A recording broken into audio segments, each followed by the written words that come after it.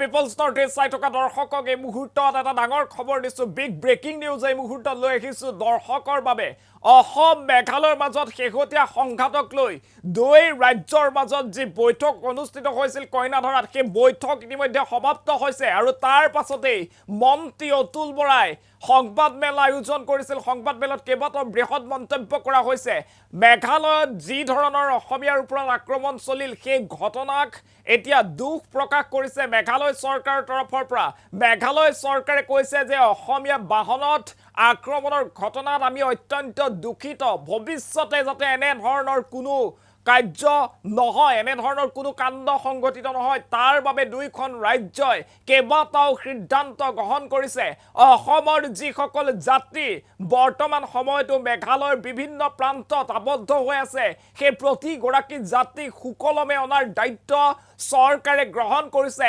Escort দি মেঘালয় আৰক্ষীয়ে অসমৰ সীমান্তলৈকে লৈ আহিব অসমৰ আবদ্ধ প্ৰতিজন যাত্ৰীক সমান্তৰালভাৱে অসমৰ বাহনত যি দুষ্কৃতিকাৰীয়ে আক্ৰমণ চলাইছিল প্ৰত্যেক গৰাকী দুষ্কৃতিকাৰীক চিনাক্ত কৰি আৰক্ষীয়ে ব্যৱস্থা গ্ৰহণ কৰাৰ প্ৰতিশ্ৰুতি প্ৰদান কৰিছে মেঘালয় চৰকাৰৰ তৰফৰ পৰা এই মুহূৰ্তত আমি সবিশেষ খবৰ লৈ আহিছো গ্ৰাফিক্স প্লেটৰ মাধ্যমেৰে এই মুহূৰ্তত ডাঙৰ খবৰ জনাইছো অসম মেঘালয়ৰ শেহতীয়া সংঘাতক লৈ কইনাধৰাত দুই ৰাজ্যৰ উচ্চস্তৰীয় বৈঠক সমাপ্ত হৈছে বৈঠকত কেইবাটাও ডাঙৰ সিদ্ধান্ত গ্ৰহণৰ কথা প্ৰকাশ কৰিছে মন্ত্ৰী অতুল বৰাই ঘটনাৰ পিছতে দুই ৰাজ্যৰ মুখ্যমন্ত্ৰীয়ে ফোনযোগে কথা পাতিছিল শ্বিলঙত অসমৰ বাহনক আক্ৰমণৰ ঘটনাক লৈ দুখ প্ৰকাশ কৰিছে মেঘালয় চৰকাৰৰ তৰফৰ পৰা কেএছইউৰ তিনি নেতৃত্বক ইতিমধ্যে গ্ৰেপ্তাৰ কৰিছে মেঘালয় আৰক্ষীয়ে আৰু জেল হাজতলৈ প্ৰেৰণ কৰা হৈছে 15খন এফআইআৰ পঞ্জীয়ন কৰা হৈছে ঘটনাক কেন্দ্ৰ কৰি 8জনক চিনাক্ত কৰিছে মেঘালয় আৰক্ষীয়ে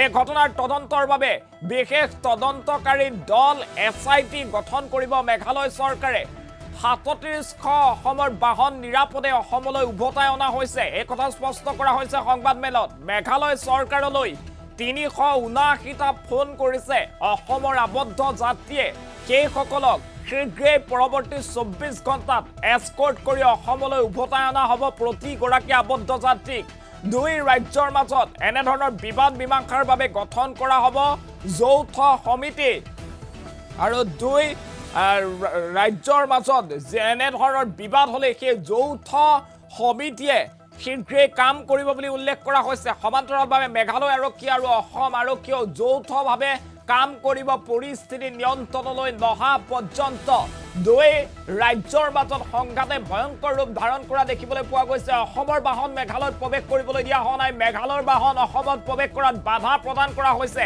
বৰ্তমান সময়তো প্ৰতিবাদ অব্যাহত আছে জোৰাবাটত আৰু তাৰ মাজতে দেখিবলৈ পোৱা গৈছিল কইনাধৰাত অসম চৰকাৰৰ প্ৰতিনিধি সমান্তৰালভাৱে মেঘালয় প্ৰতিনিধিৰ মাজত উচ্চস্তৰীয় বৈঠক অনুষ্ঠিত হৈছিল আৰু সেই বৈঠক ইতিমধ্যে সমাপ্ত হৈছে আৰু বৈঠকত কেইবাটাও ডাঙৰ সিদ্ধান্ত গ্ৰহণ কৰা হৈছে ভৱিষ্যতে যাতে এনে ধৰণৰ কোনো ঘটনা সংঘটিত নহয় দুইখন ৰাজ্য চৰকাৰে যৌথভাৱে কাম কৰিব বুলি উল্লেখ কৰা হৈছে আৰু এই বৈঠকত উল্লেখ কৰা হৈছে যে অসমৰ প্ৰতিজন আবদ্ধ যাত্ৰীক মেঘালয়ৰ পৰা লৈ অনা হ'ব মেঘালয়ৰ পৰা এস্কৰ্ট যোগে অনা হ'ব অসমৰ প্ৰতিগৰাকী যাত্ৰীক এই কথা ঘোষণা কৰিছে মন্ত্ৰী অতুল বৰাই এই মুহূৰ্তত আমাৰ হাতত অতুল বৰাৰ মন্তব্য আছে মন্তব্য আগবঢ়াইছো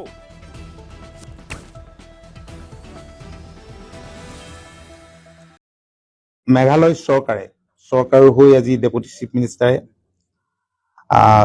ৰিগ্ৰেট কৰিছে মেঘালয় চৰকাৰে 2026 চনৰ 19 আগষ্টত শ্বিলঙত সংঘটিত হোৱা দুৰ্ভাগ্যজনক ঘটনাটোৰ বাবে আন্তৰিকতাৰে দুখ প্ৰকাশ কৰিছে আৰু ইয়াৰ সৈতে জড়িতসকলৰ বিৰুদ্ধে দৃঢ় ব্যৱস্থা গ্ৰহণ কৰাৰ আশ্বাস দিছে মেঘালয় চৰকাৰে অৱগত কৰে যে খাচী ষ্টুডেণ্টছ ইউনিয়নৰ সভাপতি উপসভাপতি আৰু সাধাৰণ সম্পাদকক Meghalaya maintenance of public order act প্ৰয়োগ কৰি গ্ৰেপ্তাৰ কৰা হৈছে মেঘালয় চৰকাৰে জনায় যে 19 আগষ্ট 2026 তাৰিখে সংঘটিত ঘটনাৰ সন্দৰ্ভত এতিয়ালৈকে 15খন এফআইআৰ পঞ্জীয়ন কৰা হৈছে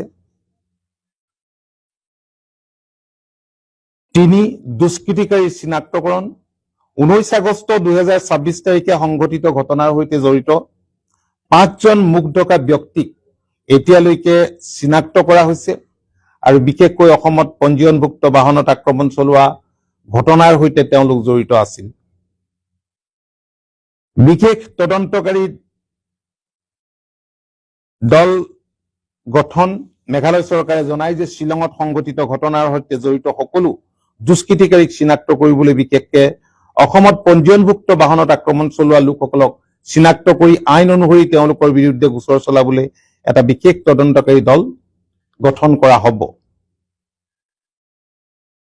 ইতিমধ্যে ৩,৭১৭ৰো অধিক অসমত পঞ্জীয়নভুক্ত বাহনক নিৰাপদে মেঘালয়ৰ পৰা অসমলৈ লৈ অহা হৈছে।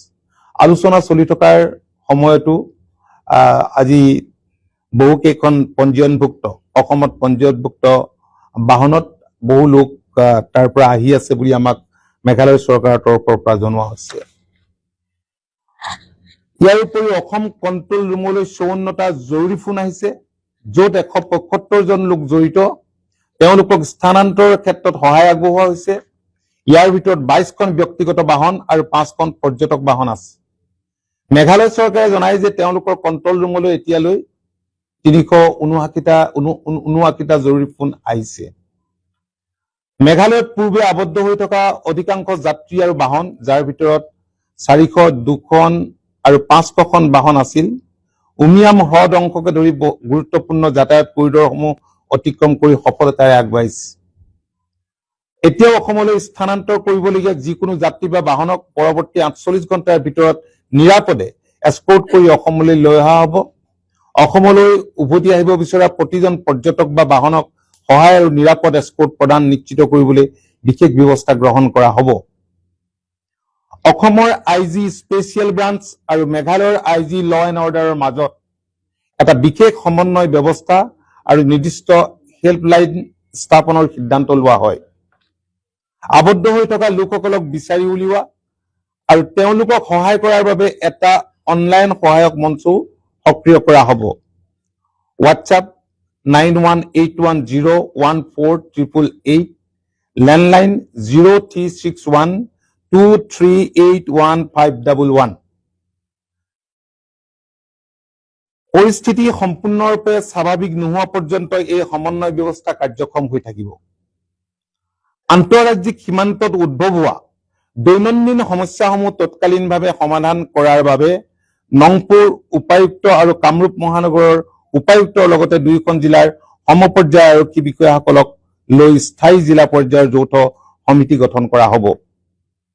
দুয়োখন ৰাজ্যৰ কমিশ্যনাৰ, সচিব পৰ্যায়ৰ পৰিবহণ কৰ্তৃপক্ষ আৰু পৰ্যটক বাহন সংস্থাসমূহৰ প্ৰতিনিধিক লৈ এখন যৌথ সমিতি গঠন কৰা হ'ব। এই সমিতিয়ে পৰ্যটক পৰিবহণৰ চলাচল সহজ আৰু নিয়ন্ত্ৰিত কৰাৰ লগতে অসম আৰু মেঘালয়ৰ উমৈহতীয়া পৰ্যটন ছাত্ৰ সুৰক্ষিত কৰাত সহায় কৰিব। অসম আৰু মেঘালয় চৰকাৰে বাহনসমূহৰ নিৰাপদ আৰু সুৰক্ষিত যাতায়াত নিশ্চিত কৰিবলৈ সকলো প্ৰয়োজনীয় ব্যৱস্থা গ্ৰহণ কৰিব। ইয়াৰ ভিতৰত অসমৰ দক্ষিণ অংশৰ পৰা অসমৰ অন্যান্য অঞ্চললৈ তথা বৰাক উপত্যকাৰ পৰা মেঘালয় হৈ যাতায়াত কৰাও অন্তৰ্ভুক্ত। এনেদৰে মেঘালয়ৰ পৰা অসমৰ মাজেৰে মেঘালয়ৰ অন্যান্য অঞ্চললৈ যাত্ৰা কৰা লোকসকলৰ বাবেও প্ৰয়োজনীয় ব্যৱস্থা গ্ৰহণ কৰা হ'ব। মেঘালয় চৰকাৰে পুনৰ নিশ্চিত কৰে যে অসম আৰু দেশৰ অন্যান্য অংশৰ পৰা মেঘালয়লৈ অহা সকলো পৰ্যটক আৰু বাহনৰ মেঘালয়ত থকাৰ সময়ছোৱা ৰাজ্যখনৰ ভিতৰত চলাচলৰ সময়ত সুৰক্ষা আৰু নিৰাপত্তাৰ দায়িত্ব চৰকাৰে গ্ৰহণ কৰিব। তো আমি সকলোৱে জানো যে কম বেছি পৰিমাণে প্ৰত্যেক বছৰে এনেবোৰ ঘটনা মেঘালয়ত সংঘটিত হয়, যাৰ ফলত বহু লোকৰ ক্ষয় ক্ষতিও হয়। আৰু এইবাৰ আনফৰ্চুনেট ঘটনাটো আমি কৈছো অত্যন্ত দুৰ্ভাগ্যজনক, অনাকাংক্ষিত। শিশুও আঘাত পাইছে, যান বাহনত ক্ষতি হৈছে। এই সকলোখিনি কথা আমাৰ জনসাধাৰণৰ যি চেণ্টিমেণ্ট, সেই চেণ্টিমেণ্টখিনি আমি অনুভৱ কৰিছো আৰু আজিৰ এই সভাত আমি উত্থাপন কৰিছো আৰু লগে লগে তেখেতসকলেও ৰিগ্ৰেট কৰিছে আৰু ইন ফিউচাৰ যাতে তেনে ঘটনা সংঘটিত নহয় তেনে এচিউৰেঞ্চ আমাক দিছে। আৰু এই ক্ষেত্ৰত এনেধৰণৰ কথা বতৰা যদি কেতিয়াবা পৰিৱেশ সৃষ্টি হয়, কিবা দুৰ্ঘটনা হয়, তেতিয়াহ'লে আমাৰ যি জইণ্ট কমিটি বিলাক কৰা হৈছে, এই কমিটিয়ে খৰখেদাকৈ ক্ষিপ্ৰতাৰে এইবিলাক মোকাবিলা কৰিবৰ কাৰণে সিদ্ধান্ত গ্ৰহণ কৰা হৈছে। মই মাননীয় মন্ত্ৰীক মই ধন্যবাদ জনাইছো, তেখেতৰ লগত অহা চিফ ছেক্ৰেটাৰী আৰু অফিচিয়েলসকলক বিশেষভাৱে ধন্যবাদ জনাইছো। আৰু আমাৰ দুয়োগৰাকী মাননীয় মুখ্যমন্ত্ৰীয়ে যি প্ৰম্পট একশ্যন ল'লে এইখিনি আগবঢ়াই লৈ যাবলৈ আমি দুয়োগৰাকীকে আমি ধন্যবাদ জনাইছো। আৰু আমি যিবিলাকে আন্দোলনত অংশগ্ৰহণ কৰিছিল তেওঁলোকৰ ক্ষোভৰ বহিঃপ্ৰকাশ ঘটিছিল, জেনুইন ক্ষোভ, আমি তেওঁলোকক অনুৰোধ জনাম যাতে তেওঁলোকে পুনৰ স্বাভাৱিক অৱস্থা ঘূৰি অহাৰ বাবে আৰু কাৰো যাতে লোকচান নহয় তাৰ প্ৰতি দৃষ্টি ৰাখি তেওঁলোকে যি আন্দোলনৰ কাৰ্যসূচী আজি ব্লকেট কৰিছিলে, ৰোড ব্লকেট, বেলেগ বেলেগ ধৰণে প্ৰটেষ্ট কৰিছে, সেইখিনি তেওঁলোকে প্ৰত্যাহাৰ কৰিব।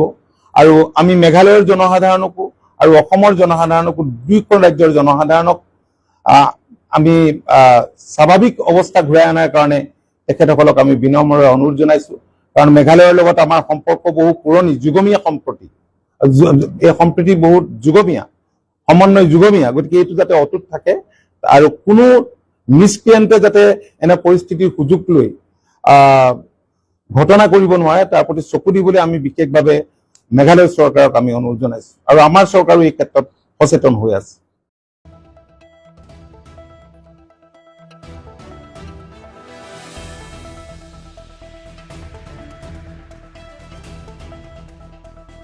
যোৰহাট আৰু দাঁতিকাষৰীয়া অঞ্চলৰ গেষ্ট্ৰ ৰোগীসকলৰ বাবে সুখবৰ। যোৰহাটৰ CP হেল্থ ক্লিনিকত উপলব্ধ অভিজ্ঞ গেষ্ট্ৰ এন্ট্ৰলজিষ্ট।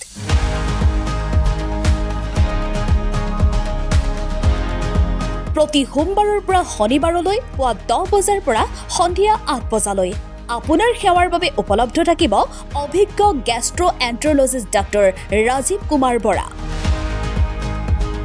পাচনতন্ত্ৰজনিত সকলো সমস্যা আৰু লক্ষণ যেনে acid reflux, GERD, irritable bowel syndrome, liver and pancreatic disease, ulcers, hepatitis আদি সমস্যাৰ বিশ্বাসযোগ্য সমাধানৰ বাবে আজিয়েই পৰামৰ্শ লওক ডাক্তৰ ৰাজীৱ কুমাৰ বৰাৰ। CP হেল্থ ক্লিনিকত এণ্ডস্কপি, কলনস্কপি আৰু চিগমইডস্কপি আদি আধুনিক প্ৰযুক্তিৰে ৰোগ চিনাক্ত কৰি পাচনতন্ত্ৰৰ উপযুক্ত চিকিৎসা কৰা হয়। যোগাযোগৰ ঠিকনা CP health clinic, Malowali, Jorhat.